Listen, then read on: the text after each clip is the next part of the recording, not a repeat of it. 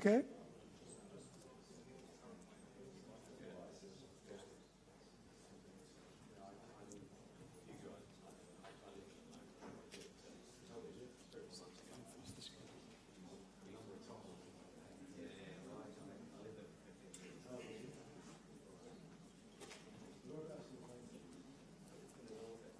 Okay, can we start?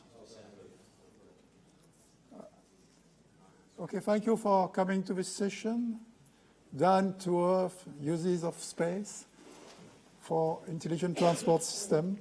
My name is Roger Pani. I come from the French ministry in charge of transport, and I am a member of the board of ITEC ITS France now.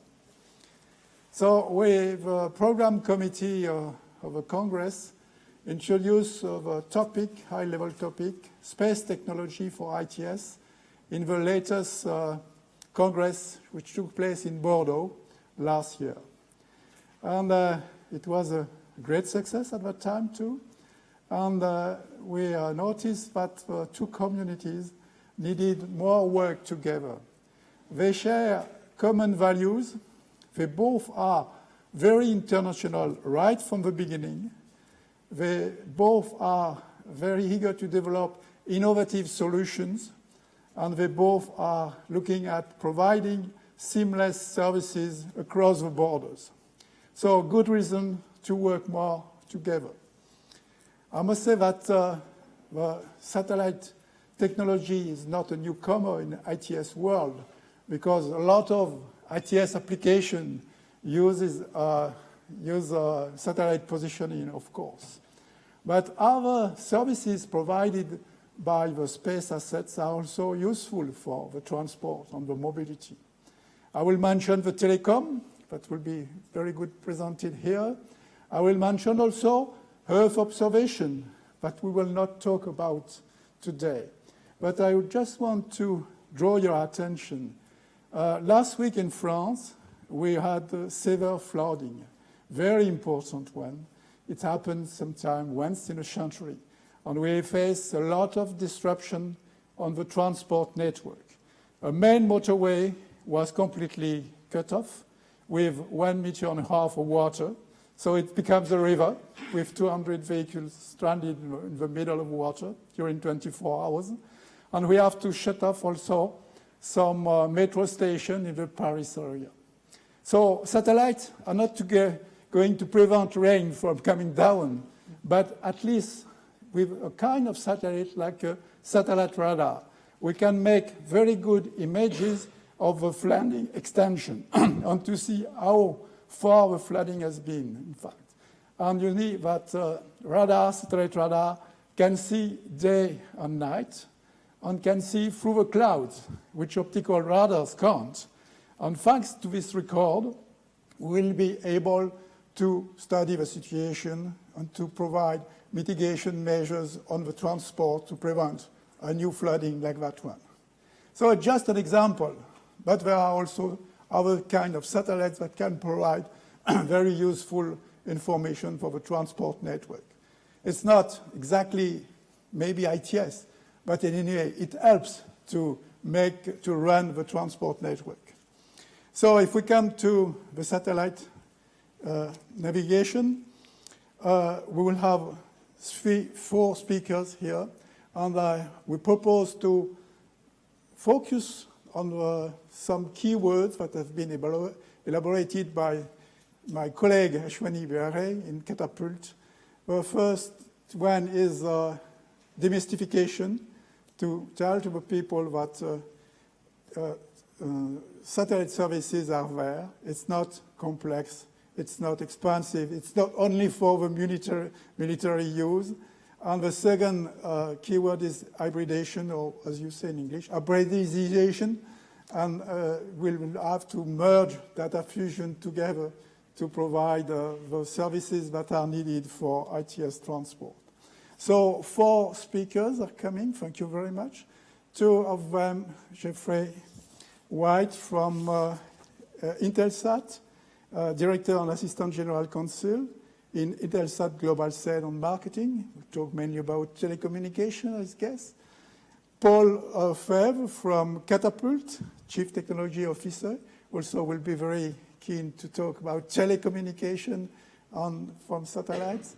Then we will move to maybe satellite positioning with Yameta Diani, which is deputy head for satellite application in the European GNSS Agency, and Mr. Philippe Jean, head of unit in the European Commission DG Growth.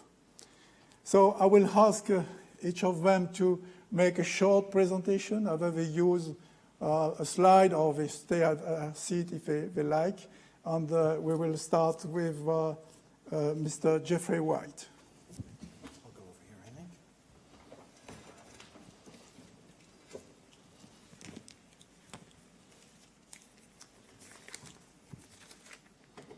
So Jeffrey is currently the Director and Assistant General at Intelsat Global Sales Marketing, as I said.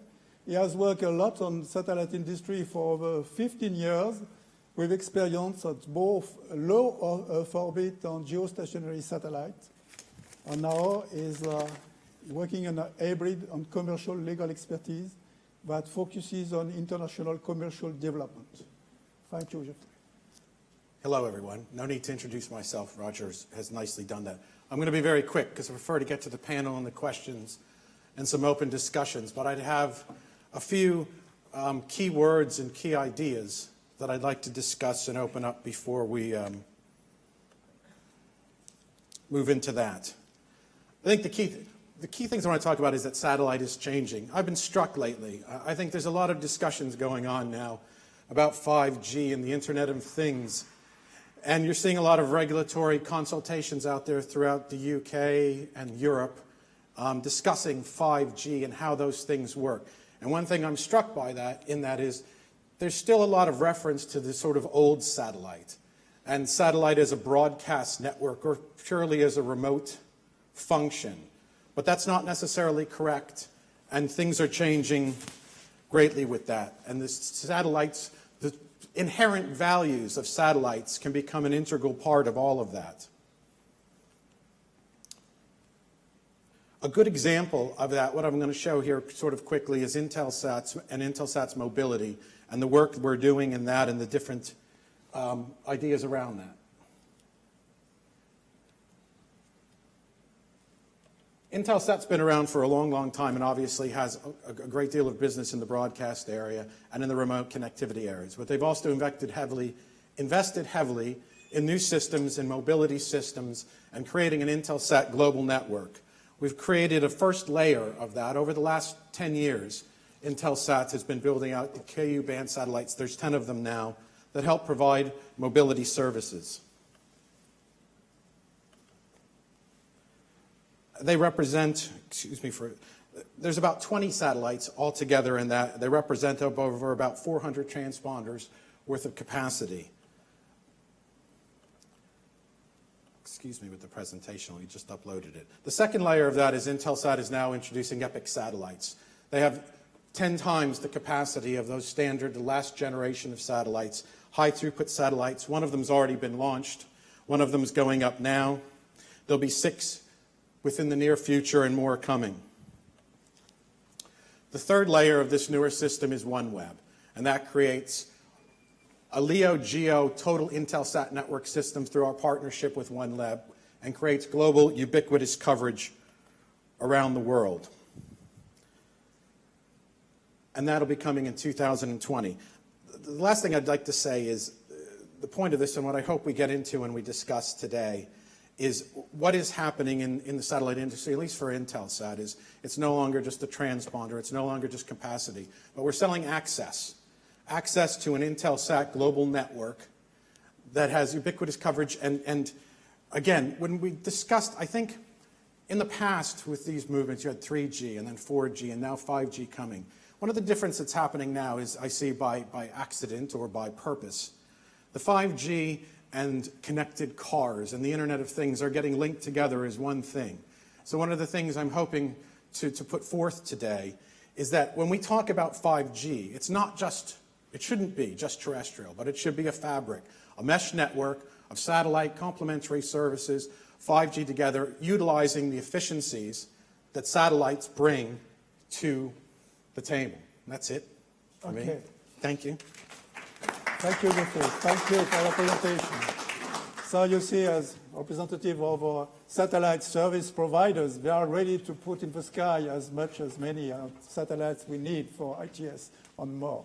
So now we'll move to Paul Frey, that will give an overview of uses of satellite services merged with ITS needs. So Paul, you have the floor. Thank you, Roger. Just start my timer. I've set it to 1 hour and 10 minutes. That's okay, isn't it?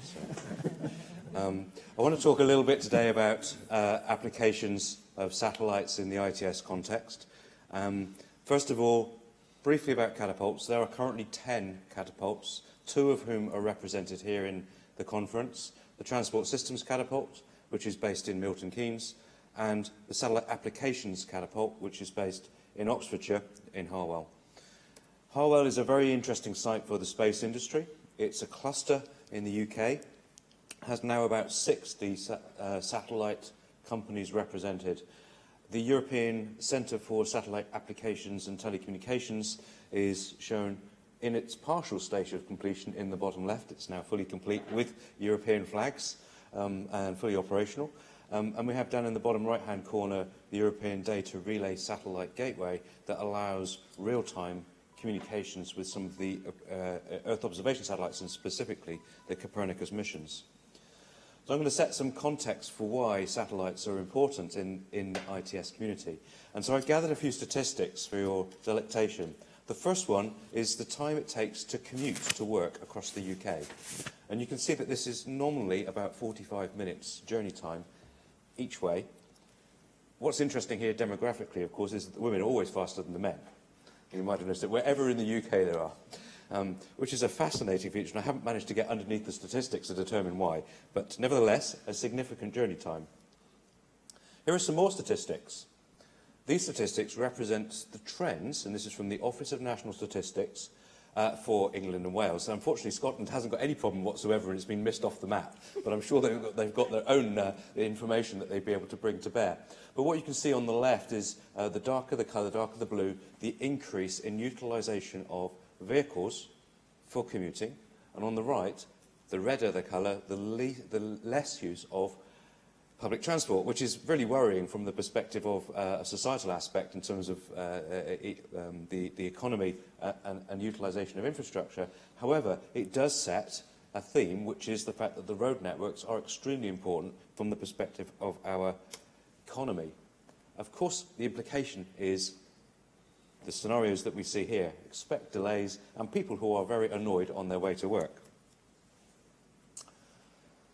Now, one of the considerations I'd like to bear before we move on, we'll come back to that theme in a minute, is the aspect of connectivity. So here are some more statistics, this time from Ofcom, looking at connectivity in the UK. Now, the UK is a relatively dense country in terms of population density.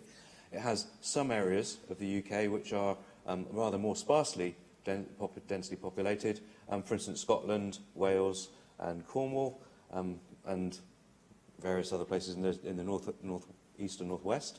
The red areas show the percentage of coverage where there is less than 20% by geographic coverage of terrestrial coverage by any operator for 3G services. Now, this was in 2013, so you'd expect it to be somewhat better now. There's some challenges, of course. If we look at the investment in 3G networks, 2.5 3G networks, 3G is the grey colour in the middle, black is 2.5G, and you can see that in 2013, investment globally started to roll out with 4G networks. Now, 4G has some better waveforms and they're good for coverage. However, most of the emphasis is in the dense urban networks where the majority of people are. So this really leaves a problem from the perspective of providing connectivity to vehicles. Now, the road network is something slightly better than this, at least the trunk road network, but it's the UK. If you move to Germany, if you move to Poland, if you move to developing nations, it's dramatically worse than this. And yet they have similar needs with regard to connectivity. So this becomes especially a problem with regard to safety services. If you have an accident, how do you inform the emergency services that there's a need to respond? So in Europe at the moment we have the eCall initiative, which is essentially a mandate for fitment of every single vehicle with the ability to generate an emergency call if it's involved in an accident. And the mandate was finally ratified in 2015 and will become enforced in 2018. But note, the technology is now 12 years old. It'll be 15 years old by the time it's deployed. It's essentially a circuit switch voice technology, and everything is moving forward. The emergency services networks in the UK are now upgrading to 4G, basically to provide data services so that they can be more effective in their intervention with regard to dealing with incidents. The vehicles themselves are phenomenal platforms for generating data, for information sensory platforms. Some of that information is maintained within the vehicle, other is relevant from the perspective of responding to an emergency service. Is the vehicle upside down? Are the seat belts connected? Have the doors been opened? Is it on fire? You could even conceive in the future of being able to communicate with passengers, for instance, wearables, and find out, for instance, the health of the vehicle. That might be especially true for commercial vehicles, for instance, where somebody's paid to operate these vehicles. So the iHera project in which we're involved, a major European project, is looking at the mandate, stretching the mandate to include commercial vehicles and power-towed vehicles. The top left one is very interesting from the perspective of exploitation, commercial exploitation, and the second one down, the motorbike, is very interesting from the perspective of how do you actually make sure that you can deliver services to two-wheeled vehicles. So anyway, I just want to set that context. It's quite important. Of course, the expectation will be that wherever you have an accident, someone will be coming to fetch you. And that isn't necessarily the case if your coverage is not there. It's okay. Rest assured, the satellite networks are ready to respond. So we've heard from Intelsat and the EPIC gateway, EPIC concepts, and that's shown up on the top left. There are, and the OneWeb constellation in the bottom left. We've also got other networks. There are broadcast networks that are used for broadband services which are regional, and also the S-band networks now which are being deployed over Europe. And I've highlighted the ones for which there are pictures, that every single operator is now actually significantly investing in coverage across Europe and across the world. So what will an autonomous vehicle look like? Well, we have the artist impressions, which mean that it won't matter now if it takes you 45 minutes to get to work, because you can relax in your wonderful office experience, or at least go to sleep perhaps. Reality, of course, is it doesn't look like this. It looks like the cars that we know today. And this is Toyota's take. And if you were to talk to our Vauxhall colleagues, General Motors colleagues, they have got their own perceptions. But it really is an evolution of the platforms that we have today. And what you can see on the roof of that Toyota vehicle are some of the antennas that are being developed for the purposes of providing connectivity. They are completely flush with the vehicle. In fact, you don't even cover them up because they look so smart. So these are the Kymeta antennas. They're designed to work at KU and KA band, and they provide the ability to provide satellite services to those vehicles, connected all the time, everywhere. And this is the future, and it really does change the paradigm with regard to the types of services you can offer. Although Roger said we were only going to talk about communication, I've got one slide on Earth observation, specifically with regard to from the perspective of the potential support for ITS. And this is effectively the use of radar satellites, such as the Copernicus missions, for the purposes of evaluating the state of infrastructure. And you can see here some work that we've done, taking different types of assets, bringing the data together, and the state of both road and embankment infrastructure. So, over the next 5 years, we're going to see significant developments in terms of the new connectivity satellites, mega constellation, significant developments in GNSS, and essentially the integration of systems for accurate ubiquitous positioning. And we're also seeing significant changes with regard to the scale of some of the Earth observation satellites, the miniaturization aspects, the fact that you can launch 100 of these satellites to provide almost continuous connectivity, visibility, is really a step change that's driving some of the investment. So really, this is an opportunity for the satellite sector to actually engage now and be relevant for the ITS community. I'm going to stop there. I have a video. If we get time in the presentation, maybe I will show the video. But that's all from me. I think it's really exciting times.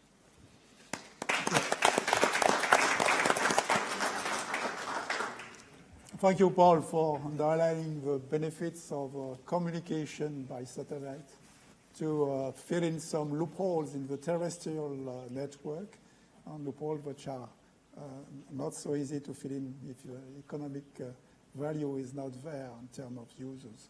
So, but you have opened the floor to satellite navigation, and I will ask to Fiammetta Diani from the European GNSS Agency to present the work on especially the work they are doing on autonomous vehicle, because it has been also open and it's everywhere now. We can't speak about technology without mentioning in ITS the autonomous vehicle. Thank you. Thank you, Mr. Chairman, for the introduction. So first of all, I have the radio, thank you. First of all, let me start saying a few words about Galileo, our GNSS system in Europe. I cannot refrain to do it. So I would say that the liftoff, as we call the takeoff of the launchers, is getting serious. So we had our last launch a few weeks ago from French Guiana. So this is what we saw on the screen of TV. I had the honor to be there after many years of working in the program. So I was in the jungle to see the launch. Unfortunately, it was raining, and so what I saw, it was just a bit of red in the horizon, and that's all. But okay, maybe one day I will go back, I don't know. So, but we have today 14 Galileo satellites in the sky. The last launch was 24th of May, as I said. The next launch will be with the big launcher, the Ariane 5, with the 4 satellites, and it is already scheduled in November this year. So by the end of the year, we expect 18 satellites. And the signal of navigation is already transmitted, so you can use it. You can use it mainly for testing purposes, but it's today possible to use Galileo. And we expect the initial operational services by the end of this year. So, but why autonomous vehicles? Let me go back to the topic. So here you see, you heard a lot in this conference, so I will not go through all of them, but we think that we will increase the safety. Today, 90% of the accidents are generated by human errors. We will reduce congestion because we can optimize our travel. We can reduce emissions. We can be more efficient in terms of fuel consumption or electricity consumption. And we have to take into account that there is a demographic change happening, and the so-called millennials, they have a completely different approach to the car and to what they will do with it. And there is also a gender point, I would say. So the women are already quicker to commute, apparently, but they are also looking forward for automated cars, so they don't have to stress anymore at driving. So let me quote the Declaration of Amsterdam, that is a European strategy on connected and automated driving. That is aimed to have a common EU framework related to the autonomous vehicle and to coordinate the research and innovation on it. And the Declaration of Amsterdam is also quoting the importance of satellite data and especially of EGNOS and Galileo, our European systems. And in the frame of the Declaration of Amsterdam, we have also an initiative of the EU presidency, current one, that is especially addressing the space data and how they are important for the development of autonomous driving. What is our vision about the future of connected and automated vehicles? So, as you can see today, there are mainly two approaches. An approach that is, I make a vehicle that is fully independent, is able to watch outside as a human being, the Google approach, let me put like this. And another approach that is the one that we are building in Europe since a while. So we have to connect the vehicles among them and with the infrastructure. So what we believe is that a converged solution that is mixing the two is necessary. However, if we mix the solution, we have the problem of the cost, because we invest in infrastructure and we invest on the cost of the vehicle. So we do believe that an accurate and reliable positioning of GNSS positioning can contribute to reduce this cost. So can decrease some number of sensors you have on board and can decrease some of the infrastructure investment you need. But should be accurate, should be reliable. We should be able to trust on it. And we also heard about the 5 steps of automation. So I like this one because it gives immediately the impression. So you have eyes on, hands on. That is what is happening in level 0. We are already today assisting to automation. So we still have our hands on, our eyes on, but we can start very soon to take some hands out, maybe one. So the real question is when we will get to full automation, so that we can really behave like in the nice picture that we saw before. At the moment, we see it for 2040 in our analysis that we did. So we are already assisting to some example of automated driving for what concerns the personal rapid transit. And in this case, we noticed that GNSS is normally included, even if there are some cases that are without. But we wanted to go beyond and to see what is happening instead in the normal driving vehicles. So we are investigating, it's a research that is ongoing, the 55 brands that sells cars today. And we noticed that they are concentrated in 14 groups. And we wanted to see if they're already using GNSS. And we noticed that, yes, all the 14 car maker groups are developing autonomous driving pilots that include the satellite positioning. And we are now interviewing them. We didn't finish, so this is partial data.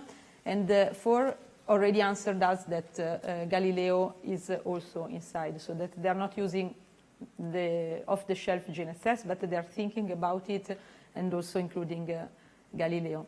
But is Galileo inside the chipset? Can I buy them on the market? Our answer is yes. So you see here data from 2014.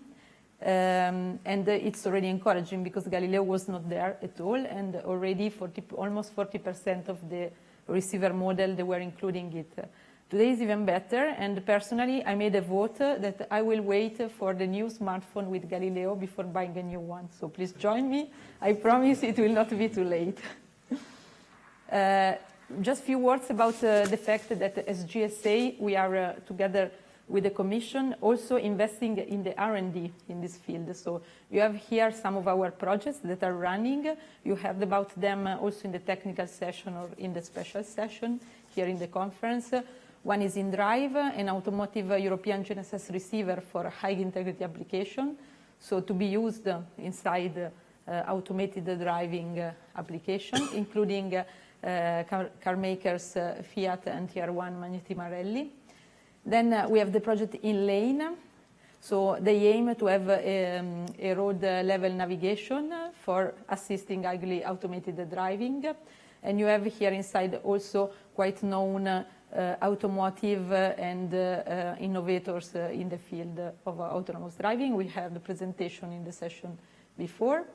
And these are funded under the Horizon 2020 R&D program for Galileo applications. We will have a next call opening this autumn after summer. So if you want to innovate in the field, you can still do it. And finally, a project in the frame of fundamental elements, that is another R&D program we started, is specifically for the receiver. So to build the capability of European receivers that are using Galileo and that answer to the new needs of that we have in the market. This is the project we are going to start with another, let's say, quite popular car maker, Renault, and Ficosa as Tier 1. So we hope to present the results in next congresses. So this is all for the beginning, and thank you for your attention.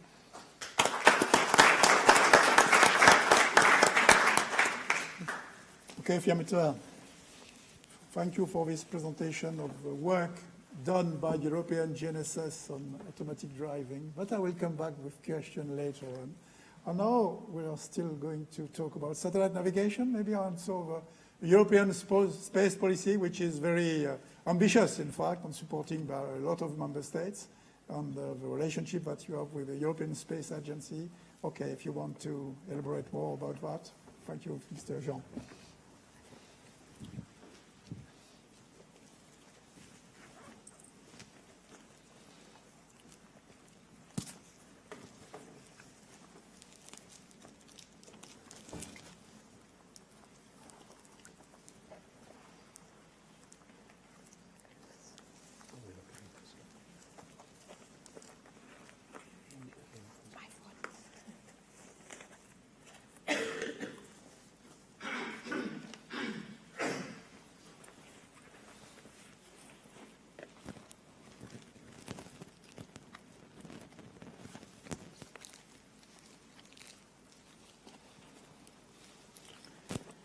Thank you. I would like to speak about not so much about satellite navigation, but about growth and growth into space. When we are speaking about space, we are speaking about 6% of the GDP. 6% of the GDP is relying on the use of the data for financial intervention, positioning, for management of critical infrastructure. It's not only 6% of the GDP, it's a market which is increasing by 7% every year. Space is not only the big companies that you know which are launching satellites, it's a clusters of companies which are developing applications which are going to permit to create growth and jobs a bit everywhere in Europe. There is a formulation which is not a mathematical one.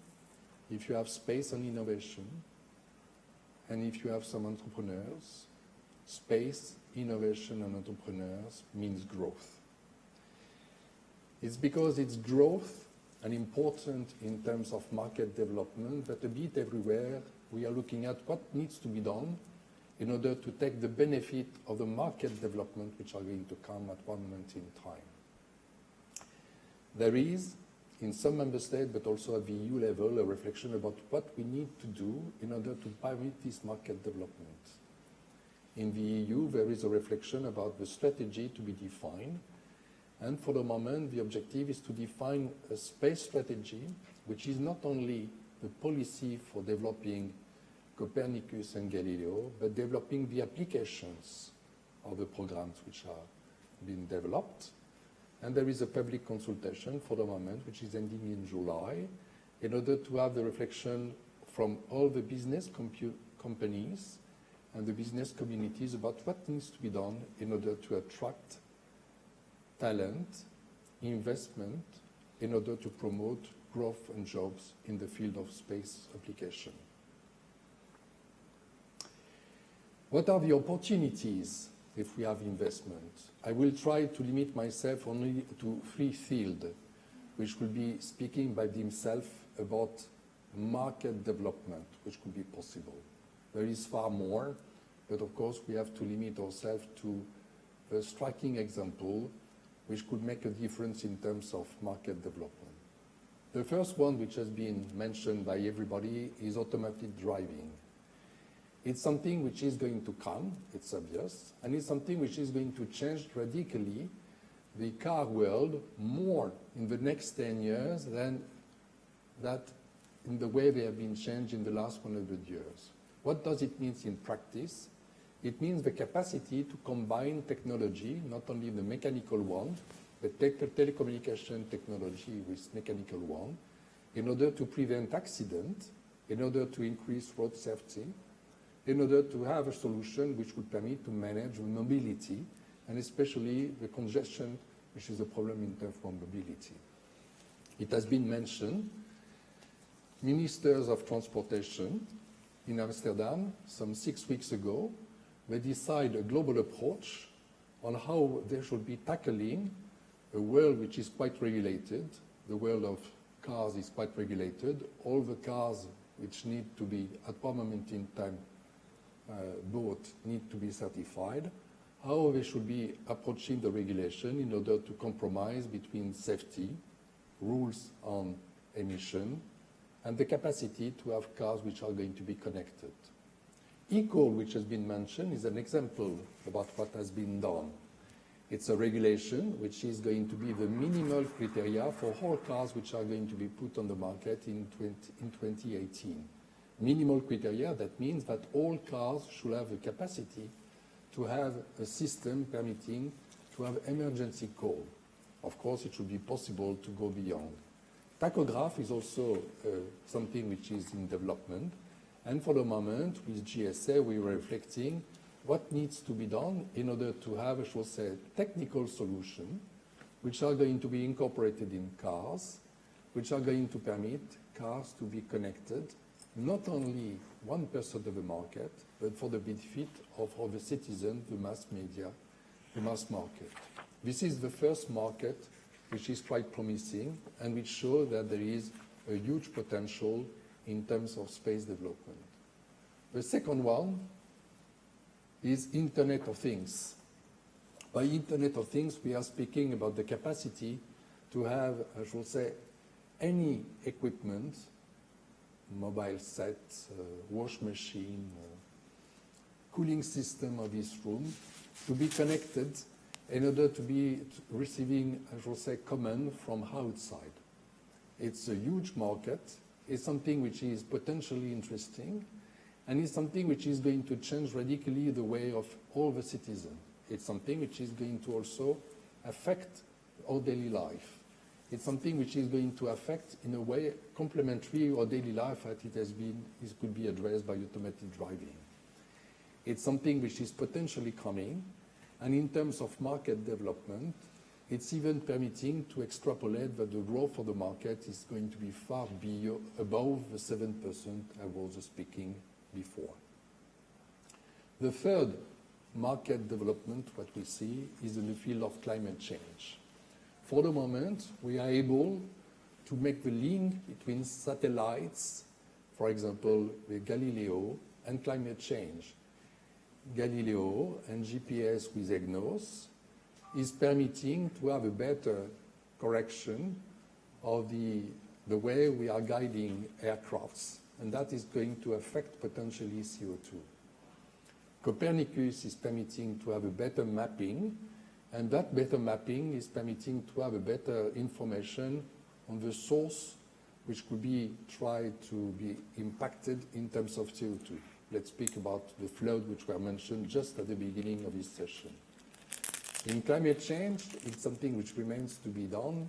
We are expecting more of the use of positioning and information in order to permit to have equipments which are going to reduce CO2 and which will impact climate change.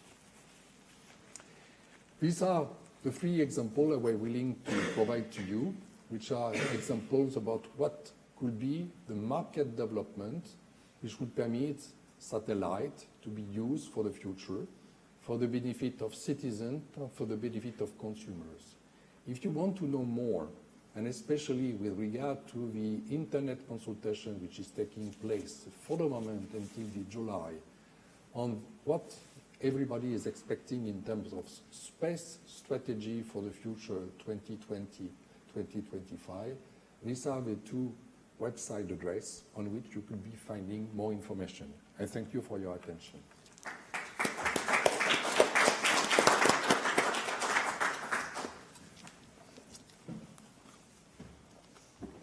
Thank you very much, Mr. Jean, for this nice presentation of the high-level objectives of the Commission. We will see that satellite application are only a piece of a comprehensive approach, which is very dedicated to growth and climate change mitigations.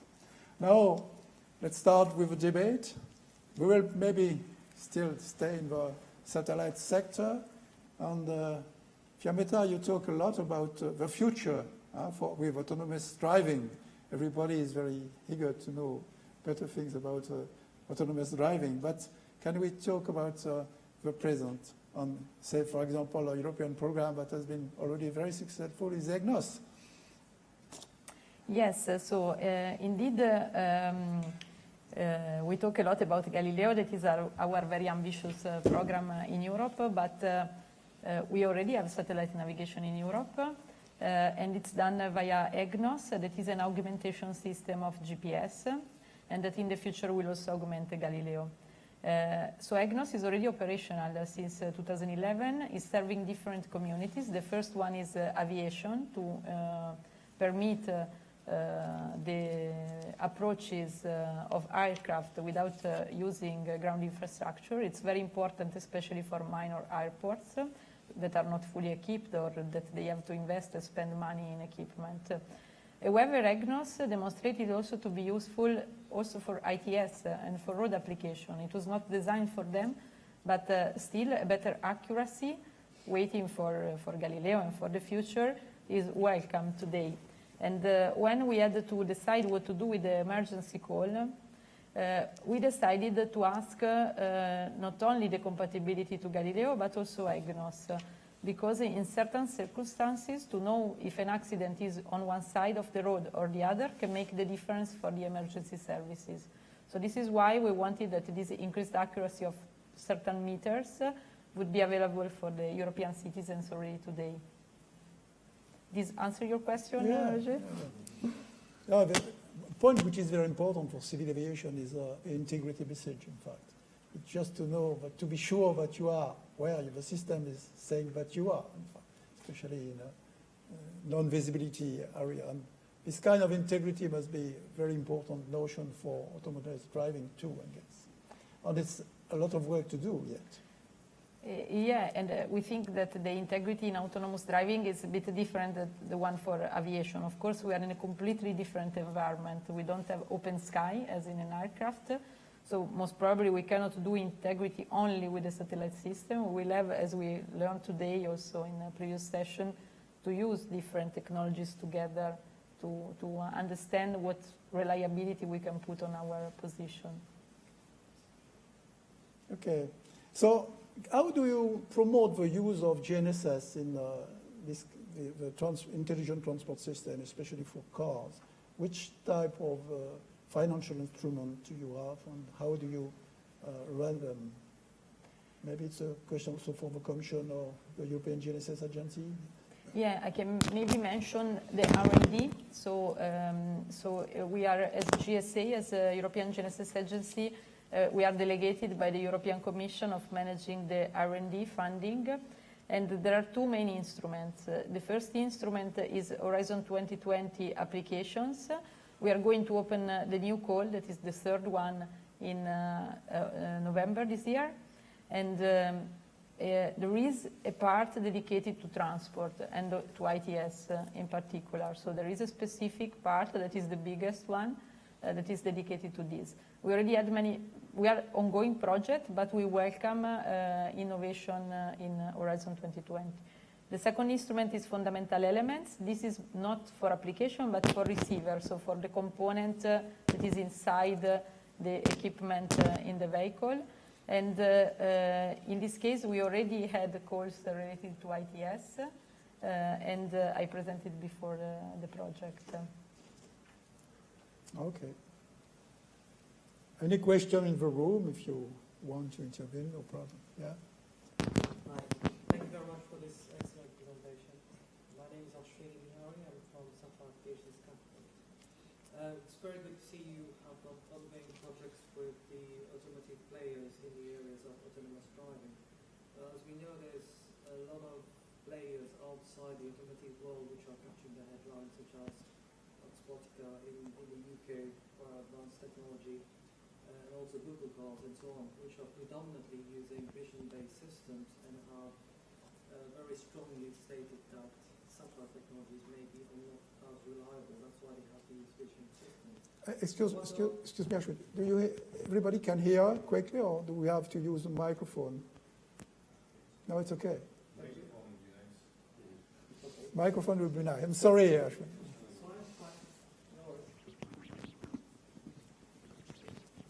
It's all right. So should I restart, or did you hear the first bit?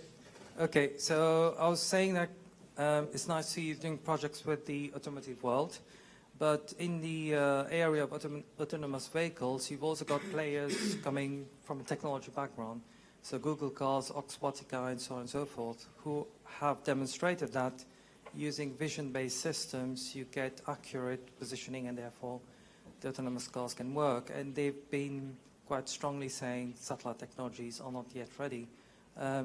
What are the steps you're taking to try and convince those players, those significant players, that actually satellite technology has a role to play? Thank you. Yeah, so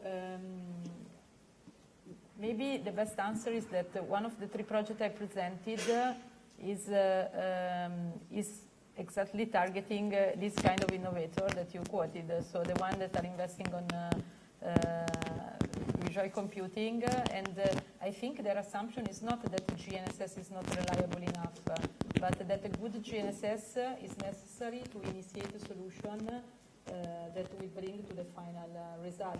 So maybe, I don't know if somebody from the project is here in the room and want to comment about it. It's welcome.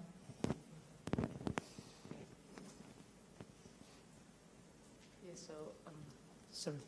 Yeah, so they are relying very much on computer vision and LiDAR sensors, basically because they don't have the technology for having a low-cost solution for doing that. So what they are really doing, so what Google is trying to do is just show the technological capacity of putting an autonomous vehicle in the roads.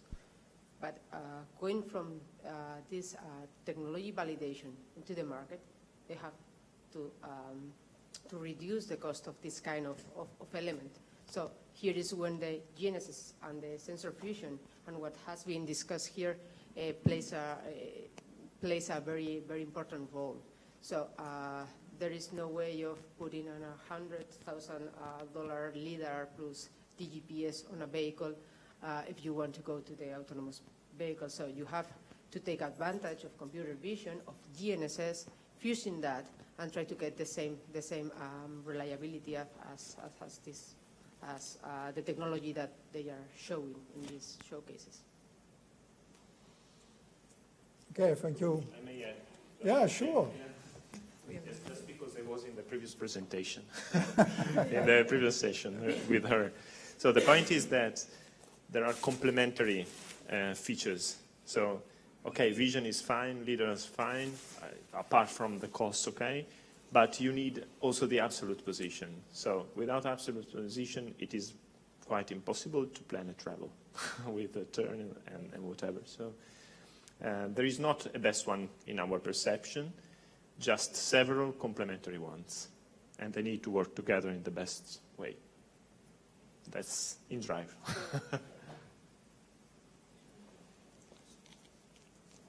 Okay, thank you. We will come back to satellite navigation later on if we have more questions. Now, let's move to telecommunication and the sector of satellite communication.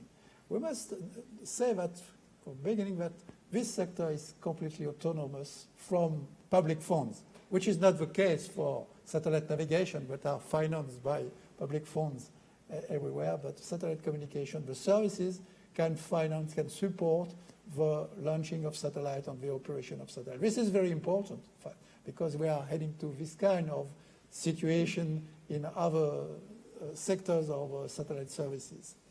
So we know also that the satellite communication are mainly dedicated to serve some communities like civil aviation, military. Don't forget the military because they are always there. But okay, it's not the subject today. But we are focused to serve the civil aviation needs and more because we want to track civil aviation everywhere, all the time on the planet because of certain accidents. And we're also serving the maritime sector. So let's say, how are you coming to a terrestrial need and how do you want to tackle this challenge?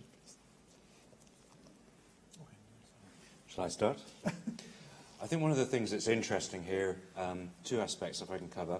One is the existing markets for satellites and the potentially emergent markets of autonomous vehicles, or at least connected and autonomous vehicles.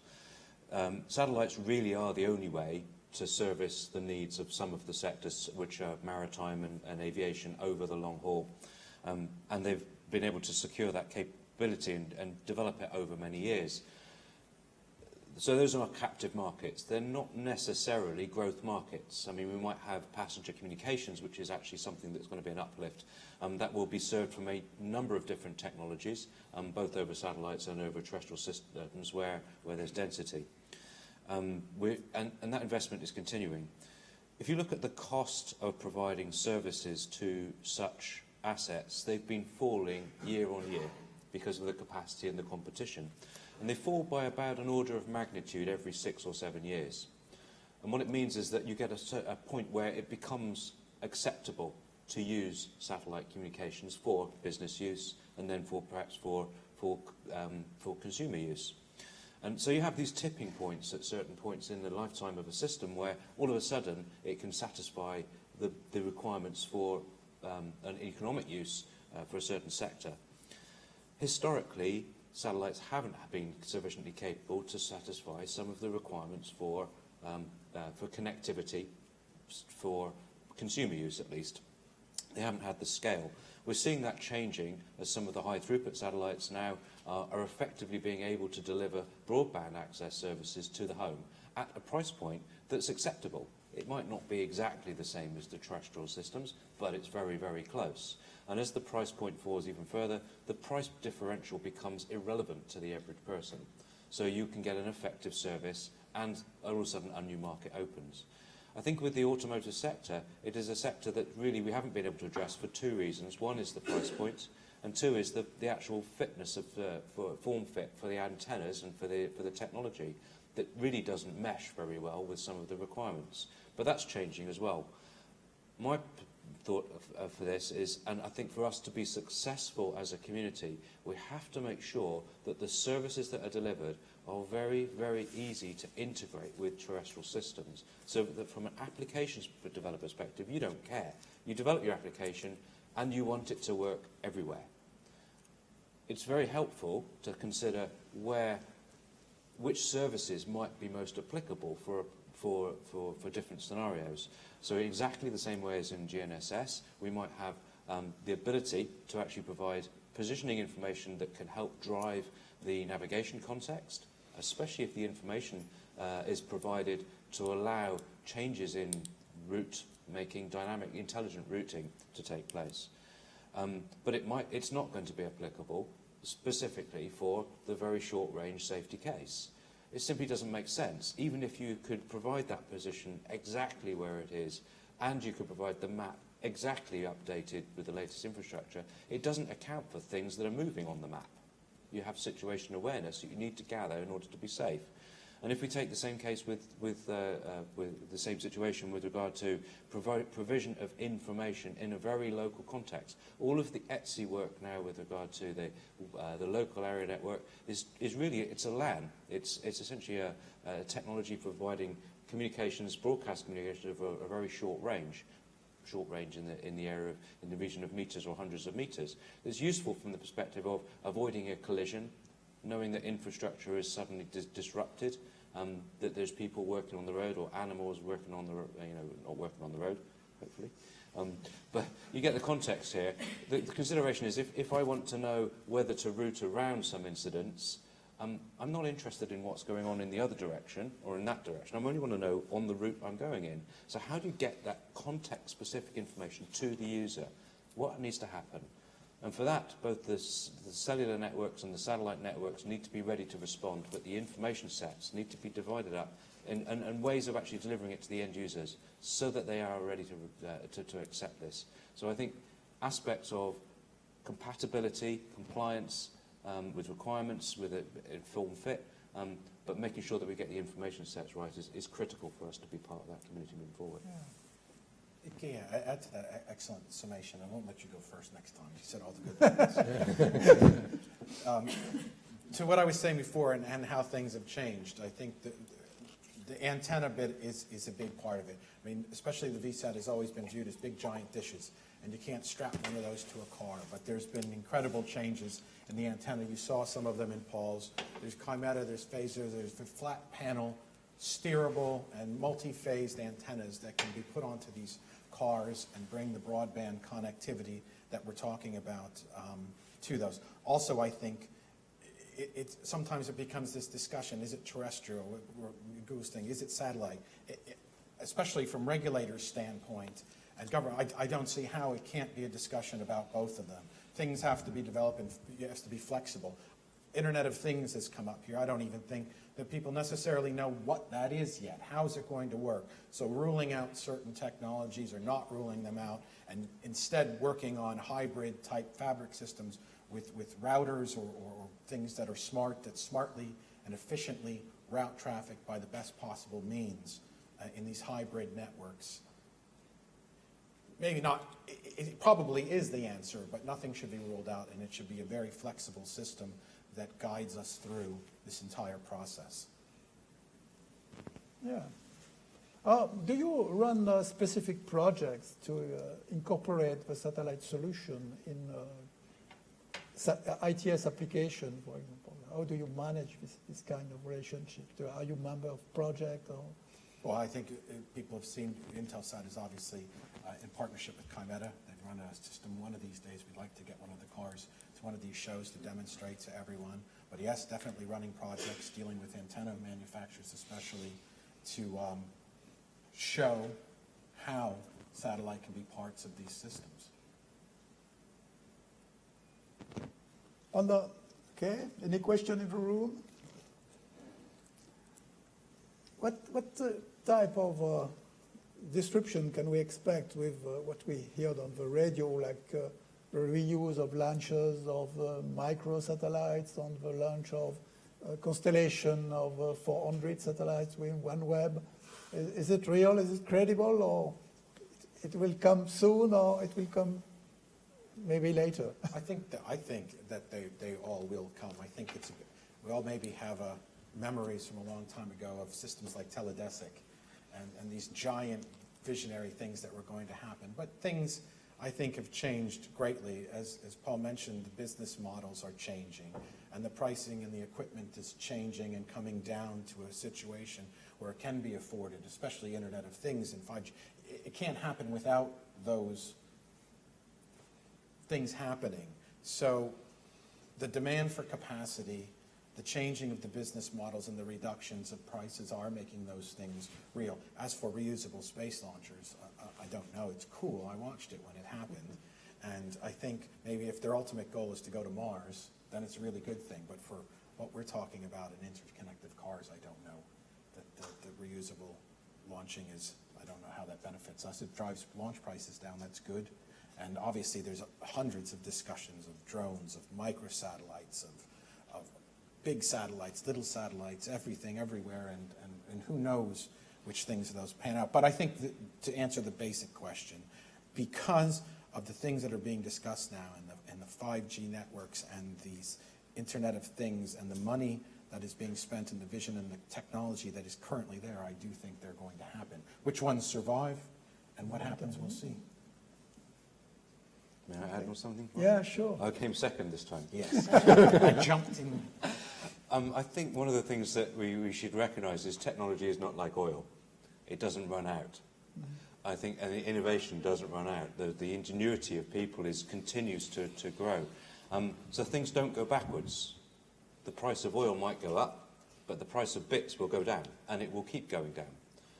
And I think one of the things that we're seeing here is that, especially with regard to the smaller satellites, is a translation of technology, mass market technology, from the things that we carry around with us, the sensors, the batteries, the processing devices, the memory devices, that is going to generate a whole wave of new innovation with regard to the next generation of satellites.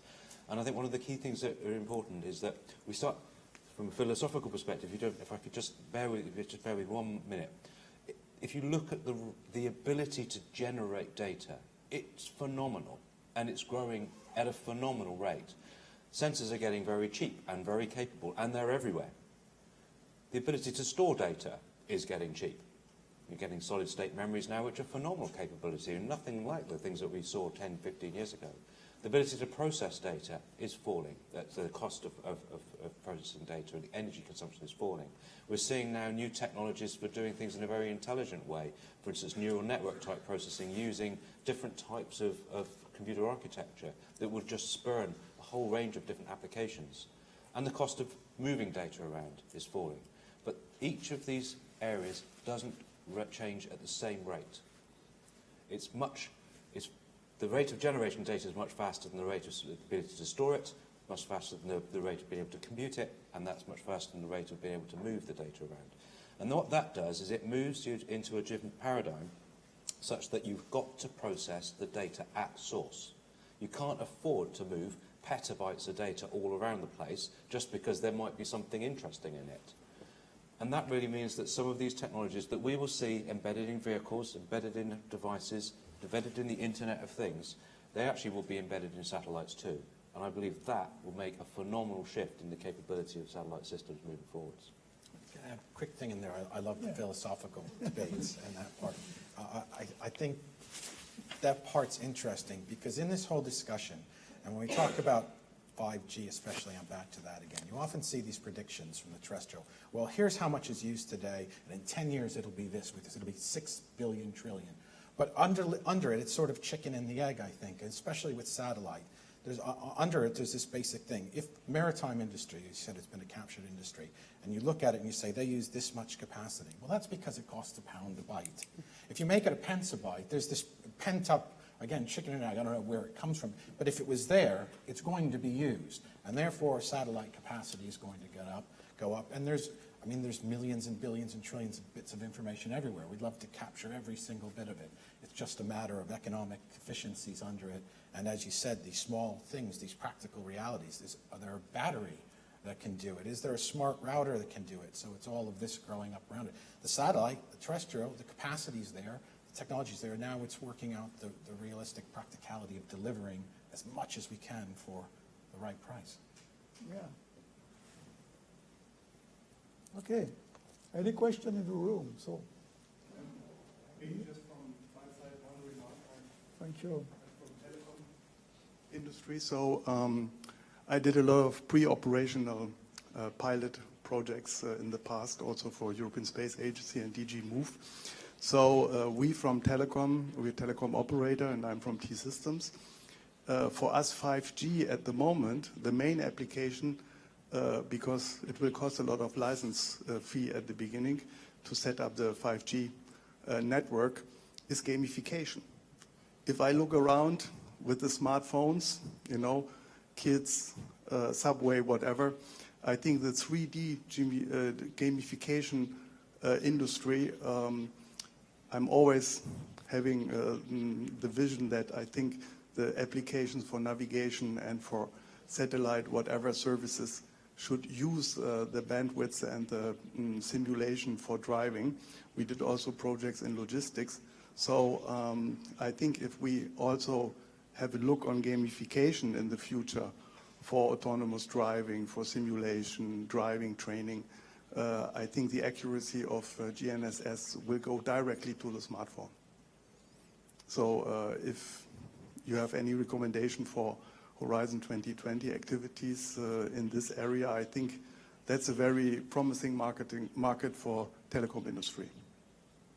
Yeah, very good remark. Yeah. Maybe we can talk afterwards. No, there is, okay, I like the satellite services, but there is one point where I was very deceived. You know, a couple of years ago, we have this World Space Services, broadcasting radio in the car all over Europe with a very cheap solution, in fact. And I was a little lucky one because I was in the ministry. I got receivers to put in my car, and I received CNN radio all over France and some countries in Europe. And in fact, it went bankrupt. And it was not the case in USA with XM radio and Sirius. So what's wrong with that? Are there barriers which are invisible to the people and things like that? Because I think it was a very effective solution. Well, didn't they merge? Yeah. Sirius XM radio, yeah, they merged. Do you want to say?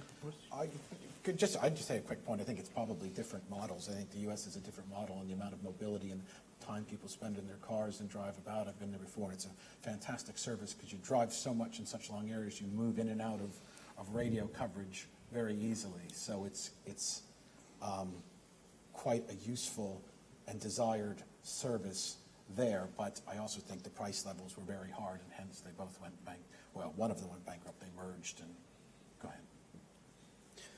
Well, there are different aspects here. The interesting thing about both Sirius XM Sirius radio was the construct that it was part of a complementary ground component philosophy. So it was satellites plus the terrestrial component for the radio distribution. And they used a waveform that allowed the signals to be combined in the radio. So it's a very interesting philosophy, and some of those technologies are actually applicable for wider access as well. but they're not so good for broadband access. They're good for broadcast access, where you're putting the same information in both networks. I think the challenges when we have to broadband networks, it becomes even more challenging. But some of the innovations that are appearing today with regard to the radio technologies for 4G, LTE, and now towards 5G, and even for some of the things which are, short-range communications, all of this stuff is fantastic innovation that we will be able to take advantage of in the space. I think from the business model perspective, across Europe, we do have a multiplicity of languages and cultures, and satellites, up until this point, the beams that can be shaped aren't necessarily very tightly bound to actually where the customers might be. So you have some inefficiencies. Moving forwards, that will change. I showed you just one slide of an S-band beam pattern, which shows that you get many beams per country, and it starts to get some of those efficiencies that you can get. You can create targeted service delivery, and I think then that starts to become quite interesting. Some of the MIMO techniques you can deploy in terrestrial wireless systems could actually be deployed in space, and then you could get very, very small cells. You could actually exploit the volume of space to create almost a personal cell. That's fantastic. We're talking about things which are 10 years away, though. So. Okay.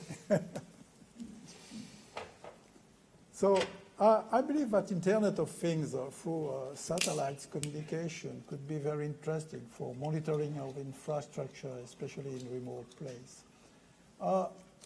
Anyway, I got the impression that the satellites are mainly looking at, of course, they are looking for customers, I understand. But we're looking at countries where there are countries that are very populated. And in fact, they are in a big confrontation with terrestrial solution for the moment. At this cost slumps a lot.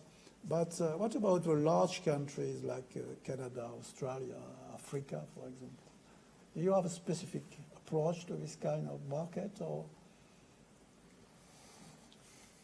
Well, I mean, I think that the basic historical uses of satellites are obviously more applicable for Africa, for Canada, for Australia, for Russia, for wide-stand, again, back to business models where they work instead of building out a network to sparsely populated places away from the general grid. It's a good thing within those dense things. But if we're talking about the Internet of Things, I think there's a bit of a different answer to it. And again, as I said in the initial, I still think satellite has a role to play there. What it is and how it's defined, first, I'm not so sure, because a couple of things. First of all, any of these systems that utilize the terrestrial satellite still plays a role with cellular backhaul.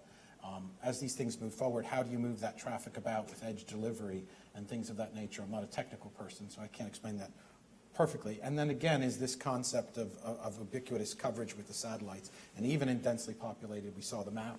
I think Paul put up there, there's places I always use a very good example. I live in the UK, despite the accent, about 10 miles from Cambridge, in a fairly large village, Saffron Walden.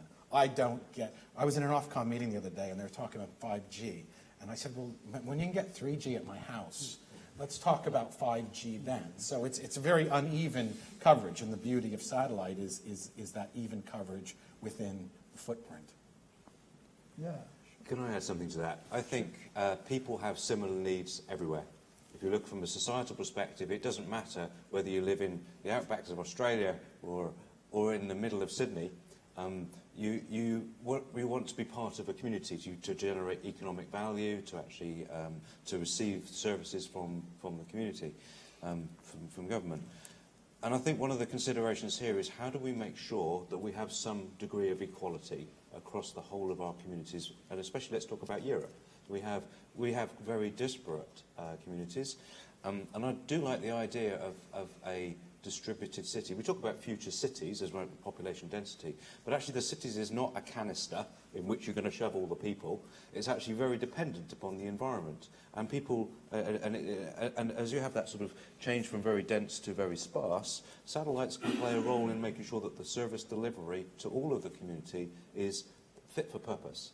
And I think from my perspective, I really like the idea of a distributed city. And the Highlands and Islands of Scotland are starting to consider themselves as a distributed city, right? There is enough people there that constitutes a city, and they need to have the services delivered to them the same as if you were in the corner, around the corner in Glasgow. And it's the equitable delivery of these wonderful services we're talking about. And in franchise, I mean, you don't want people on the edge being disenfranchised from all of these things that you're discussing because of simple connectivity. It has an economic impact. If you can't deliver connectivity to people that live in these areas, they can't contribute effectively to society.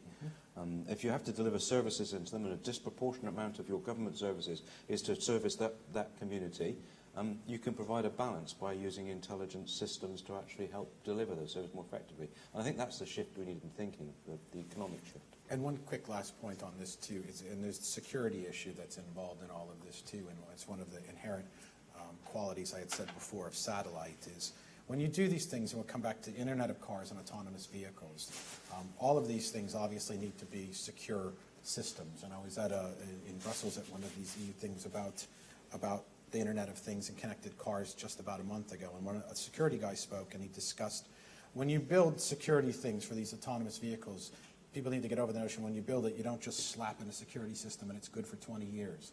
It constantly has to be updated and patched, and that's an excellent area where satellite can play a role, because when you're managing these global fleets, even in denser urban places, point to multi-point broadcast sort of services, delivering these, one, are efficient, two, they're an easy way to manage a global fleet that's spread out, and three, it's inherently more secure because of the single point as opposed to running through an internet where everybody has access to it. Okay, we talked a lot about, yes, your question? Yeah, take the microphone.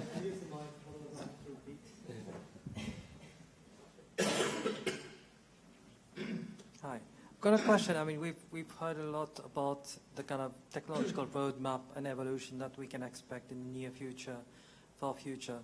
One of the considerations is, right now, we want to create new ITS services using mature, affordable satellite technology that has been proven over the last few years and perhaps not found its way in ITS. Can you elaborate on what such technologies exist at the moment that ITS services can benefit from in terms of communication? Well, actually, Ashwin, I think you probably need to go to the stand outside and see some of the technology that satellite applications catapult are demonstrating. I'm seeing clearly the satellites now can already provide capability for backhaul, for remote communities, so that extends the reach of terrestrial networks at very low cost. We've got devices that are low cost now that can be used for essentially for monitoring of remote and mobile assets. It's all possible now. I think the other things we've been talking about today are that the trends are to continuously evolve and improve that system, those systems, so that all the time it's getting better. From a navigation perspective, we're all familiar with GPS. It's been working for years, and it's not true that it's all institutional. Most of the value is in the downstream. Actually, we've had massive investment in devices, and you can just go and buy them, a whole range of different devices from the shop down the road. And in fact, just about every device we carry within us now has the ability to communicate via GNSS, and that's not institutional funding. What we have here is an institutional funded framework that creates an opportunity for massive innovation and growth. And I think that really plays into the things that you were saying. We've got an opportunity now to create another infrastructure, perhaps, with a little bit of innovation type funding, or perhaps some framework type funding, that will create a whole new landscape and another 20 years worth of innovation and growth. Yeah, we talk a lot about services that need quite a broadband communication, but I read some solution where you can collect short messages through the satellite. Especially, it will be very useful for Internet of Things, or just to track a lot of mobiles, vehicle like containers, for example. We heard about that with the Malaysian airline disappearance, because a couple of days later we saw that some manufacturers have received messages from the engine of the airplane. So that's they collect this information with, I guess, very short messages coming through the satellite. Can we expect this kind of services to be developed, or is it out of the scope? I think you guys are demonstrating some of that out We there are now. We have already. an expert in the So- crowd about those sorts of things. But go ahead. Did you No, explain? it's absolutely right. I think some of the considerations here is really not to create a special system. I think that would be a mistake to try and create a special wireless just to work via satellites. What we need to be doing within the satellite industry is respecting the technology that's the mass market technology and finding a way of building out extended reach for those applications and systems that we use those technology. And that's the way forward. It might be that we would have certain constellations of satellites that could receive these signals from far away. And that's happening in the maritime arena with AIS reception, where the signals are broadcast by vessels to avoid collision. They're on VHF and they don't propagate around the Earth, they shoot straight out into space. Well, that's a great place to receive them from. And so you can actually receive these signals from space and build a picture of what's happening. And you could extend that concept as well for perhaps machine-to-machine type communication to IoT, where you've got disparate sensors in farms, in forestry, and collect that information from space. But it's a density consideration, how complexity. So there might be systems that you could conceive today, or even tomorrow, that would work with this to provide value. Okay, thank you. And if we come back to satellite navigation, FIOMETA, for example, could you say about what is the status of a commercial services plan on Galileo now? I know that there had been a lot of debate about these commercial services. Can you give to the audience some information? Yes, but maybe bridging with the previous question. No? So what we can offer already now for ITS applications.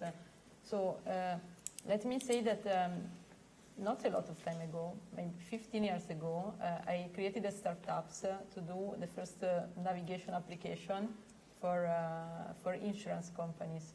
And the situation was completely different. We have the error you have on position was significant. You cannot do what you wanted. Today, we are talking already with the technology of today of 1 meter accuracy that we can get in several circumstances. And the next steps is multi-constellation is a reality today and drastically improved the performances. Dual or triple frequency is the reality tomorrow. So it's coming, the capacity is being built up, the receivers are under development, and this will mean for ITS application already now, without waiting for future developments, a drastically improved robustness and accuracy of the solution in the field. In the previous session, we were debating what's the best solution for autonomous vehicle. If it is RTK, we saw a nice presentation about the use of RTK, so local augmentation, or if it is something else. And here I bridge with the commercial service. So there is also this PPP, the precise positioning, directly from satellites. Galileo is investing in one of these PPP directly from the satellites to deliver high accuracy to the users in terms of centimeter. How it's going? It's the satellites you will have this year operational. They will not deliver yet this commercial service. They will deliver the open service. But we are building a demonstrator that will permit to the development community to start experiencing these high precision services from Galileo, even if not yet from the satellites in the sky. However, it's in the current baseline of the program, so it will be delivered. In the frame of the commercial service, we want to deliver also authentication. So this is another important feature. Currently, the GNSS you experience today, the GPS and the others, they are not protected from spoofing, so they have no encryption, no digital signature, and can be spoofed. And this is something that is not happening today very frequently, but it will happen more and more when we will rely on positioning for payment or for other services. So with Galileo, we would like to deliver an authentication on both the open service and the commercial service. One more for mass market users, and the other one more for professional users that want to protect their application from attempt of spoofing. Yeah, thank you for this information. If I come back to the European Commission representative, please.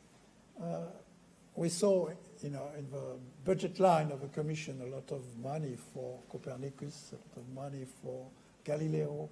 Are there any other programs? I hear about things like SATCOV. What are the perspective, in fact? The perspective. So first, I've been mentioning it. For the moment, there is a review about the space policy at the European level. And the objective is to define what are going to be the priorities for actions and the programs which are going to be defined and used for the future being 2020, 2030. Two elements. This discussion is something where it's possible to contribute in a bottom-up approach. There is an internet consultation, and anybody is invited to contribute in order to say how he's thinking that what should be the key characteristic of the space policy for the future, especially when we are speaking about don't-use market development for the space policy program. So that is something which is in revision. This is something which is going to be prepared. An initiative is going to come at one moment in time in October, and then a debate is going to take place between ministers and with Parliament, surely at the beginning of 2017. That should come in time in order to reflect about what are going to be the prospect for financial perspective. That means the long-term planning for the budget for the space policy. But what we are intending to do is to have a discussion on the political priority first, in order to have a discussion on the financial perspective afterwards. So for the moment, there is no specific plan. Is it going to be an extension of Galileo? Is it going to be Galileo and Copernicus on other programs? For the moment, it's not the topic. The topic are what are the tips, the policies that which need to be defined at the EU level, and that, of course, is going to master what are going to be the programs which are going to be financed by the European Union at one moment in time. A second element of dimension for this discussion on space is that this time, in the past, it was quite complex, especially for the people of the outside, to see who is responsible for space. Is it the European Commission? Is it the European Union? Is it ESA? And we had this conflict between, I should say, the member state of the EU and the member state of ESA.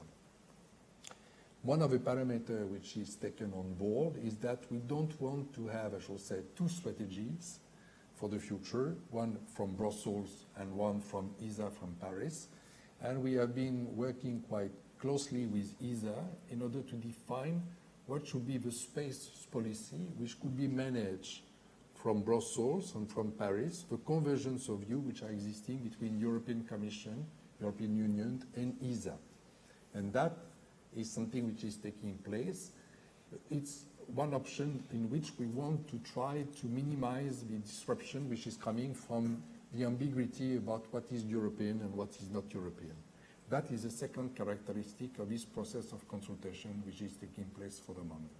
And last week, for example, we had an informal meeting of ministers, which was an informal meeting of ministers coming from EU member states and ESA in order to minimize the divergence of view and the risk that we could have two strategic policies, one for ESA, one for EU, for the future.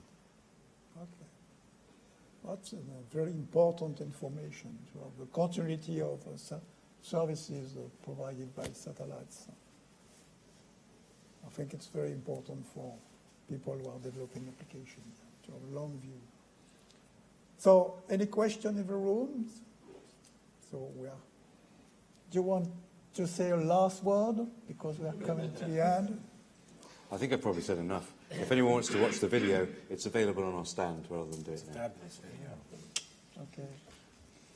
So I must thank you for attending this meeting. And what's difficult to summarize, but anyway, we can say that the satellite services are there. They are permanent. We can trust them. They are an economic model. They are supported by public funds, so no problem for the continuity. A satellite is a good solution to fill up some gaps in terrestrial system network. And it can be also a very good backup in case you have face a problem. You can also save, it has not been so much save some roaming cost in Europe, especially when you have very small countries like the one in Europe and not huge country like America or Australia. I say also that the future also is very, very nice. And I guess that the scalability of application, ITS application, can also benefit from the satellite services very quickly, like almost, because we are going to have microsatellites coming up soon, so scalability will not be a problem, and we maybe will have something like Amazon Web Cloud that can put at your disposal a lot of servers as soon as you need in the second, they say. That's wonderful. It will not be maybe the same for the satellite possibilities, but okay, the future is bright. So I guess that ITS also is needed a very expansion of Internet protocol connectivity. We need an hyper connectivity. If we don't have this connectivity in ITS, it will not work. You know, there are key enablers in ITS. One is for the session this afternoon is the digital mapping. We talk about it. Another one is the connection, permanent connection. And the third one is, of course, the positioning in this system. So thank you for attending the session. And you are invited to participate to the space policy of Europe through internet. But also you are invited to participate to the evaluation of a session through your app, which may be possible. I don't know. I did not try, but okay. It has been recommended by the organizer to participate to the evaluation. And see you in another session. Thank you very much for attending.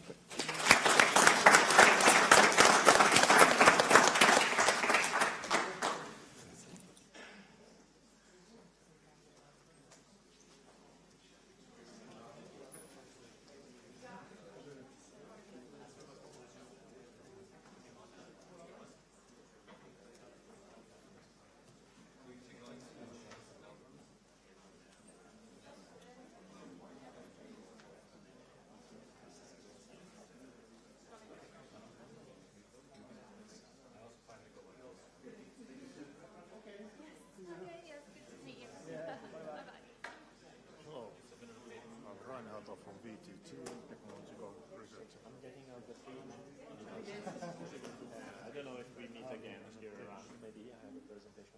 Yeah. It was a pleasure once more. Yes, I proposed to have a round table when the autopilot project ends, including also your own project. Okay. It should be, Like a formal discussion. Yeah, by the way, it's required to networking, so it may be beneficial. Perfect. Yep. Keep in touch. Bye. Yeah, he's the guy to talk to too. He does mobility connected cars with the Finnish services are interested in the presentation. I can share the presentation. Trevor can explain better.